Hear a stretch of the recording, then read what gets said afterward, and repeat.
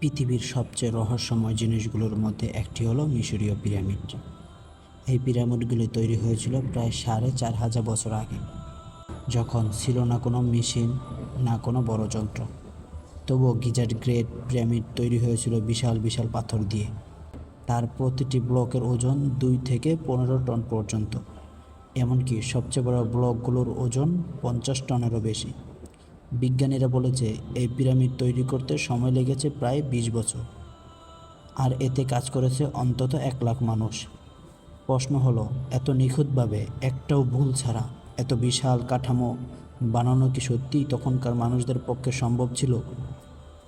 অনেক গবেষক মনে করেন এটা বানিয়েছে দক্ষ শ্রমিকরা, কিন্তু অনেকে বলেন এই কাজ এত নিখুঁত যে মানুষের পক্ষে তখন সম্ভবই না।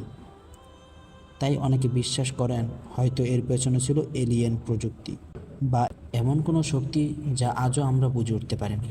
সবচেয়ে রহস্যজনক বিষয় হলো, পিরামিডের ভেতরে এখনও এমন কিছু গোপন কক্ষ আছে যেখানে কেউ কখনো ঢুকতে পারেনি। বিজ্ঞানীরা বলেছে এই কক্ষগুলোর ভেতরে লুকিয়ে থাকতে পারে ইতিহাসের সবচেয়ে বড় কোনো গোপন তথ্য বা শক্তি।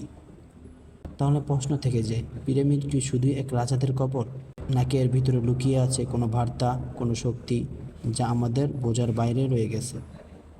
এই ভিডিওটি ভালো লাগলে একটা লাইক দিয়ে দিন, আর এরকম রহস্য জানতে আমাদের চ্যানেলটি সাবস্ক্রাইব করতে ভুলবেন না।